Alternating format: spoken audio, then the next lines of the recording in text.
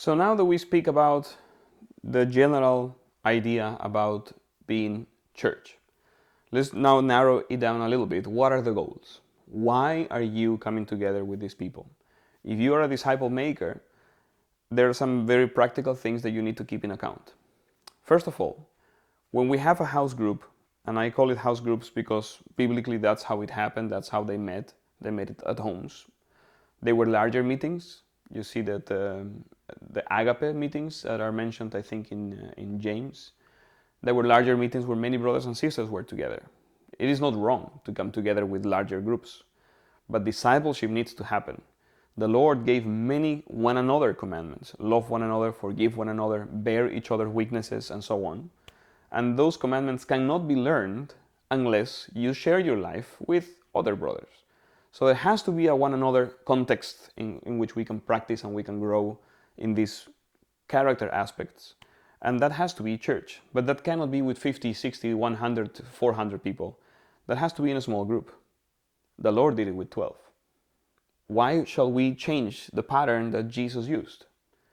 And as we have checked in the last lesson, Corinthians says that everyone should bring something for the edification of one another.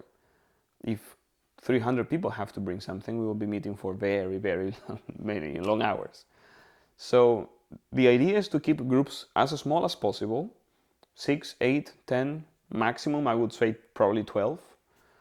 And in an environment where everybody knows one another, everybody feels very comfortable with one another, and we work towards reaching this level of trust in which we desire to be together.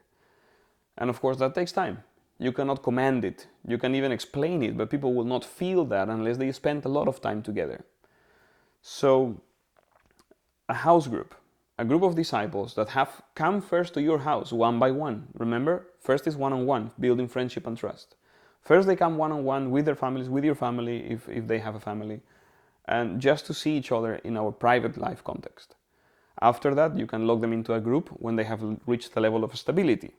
Why do I say this? Because if a disciple is not stable enough, imagine he's still fighting pornography or even worse sins, and you bring them into a group where there's another woman that has also the same weakness, they might sin and they might destroy what you're trying to build.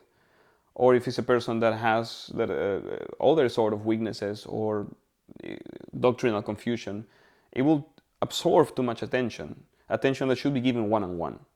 So once they are stable, then you can come into a group. And if there's a natural click between them and the group, then it will build up to be a nice, solid, stable family. And that's the idea, to make the group be a family.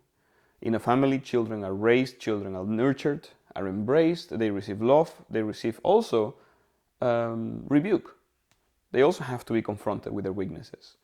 And they also have to be taught how to overcome their weaknesses. It's not just about pointing at weaknesses, that's easy. But how can someone that is a slave to a sin overcome that sin? If you are an experienced disciple, you will know that sometimes when you baptize people, they come out of the water free from many sins, but not free from others. And it's never the same. Because the Lord, if you read Judges, the Lord has this dynamic in which He on purpose leaves certain enemies so that people learn to fight their own battles. And the people get the chance to show God that they love God more than their own flesh. That's a part of the training. So in these house groups, we want to reach that the disciples are being fed, spiritually fed, that they are growing up, because the ultimate goal, your highest goal with this house group, is that as many of them as possible will be sent into the harvest. I don't mean that there will be missionaries going to China. I only mean that these people would have, at some point, they will have their own disciples that they are raising up. And it will be a process. It's not brutal that one day you just put them out and you say, well, now fix it and don't call me anymore. No, you do it together at first. You first have to find new disciples and you involve them so they see how you begin from zero with those people. Then you let them find their own new disciples once they are strong enough. And you go with them and you support what they do. And then eventually you let them do it on their own. But that is the ultimate goal. You want that everybody around you is making their own disciples for the Lord Jesus Christ. They will not do it like you. They will do it at their own way, at their own speed, and their own manner. They will be inspired by what they saw that you did with them. It's just like in a natural. If you have a wife or a husband, you don't do everything your parents did with you. if you had parents. If you had a family, a normal family, you would copy many principles from your parents when you have your own family. But you will not do it like your parents because you are not your parents. You will take many things, but you will also reject many things. And you will say, well, they did it great, but this part I didn't like. I think here I should do it differently. The same way with discipleship. Your disciple maker discipled you in a way, and once you mature, you will disciple others in a different way. You will take many things, and many things you will do differently. But the goal of being a family is, of course, that the babies are safe, that the youngsters are challenged and encouraged, and that the fathers are being sent and equipped to be on the field. The relationship will never be broken. They will always come to you as a reference. You will always be there for them. They will always respect your opinion, even if they don't agree with you. And they will come to you just like an adult visits his dad and his mom once in a while and asks for advice about life, about marriage, about raising kids. It will remain like that forever.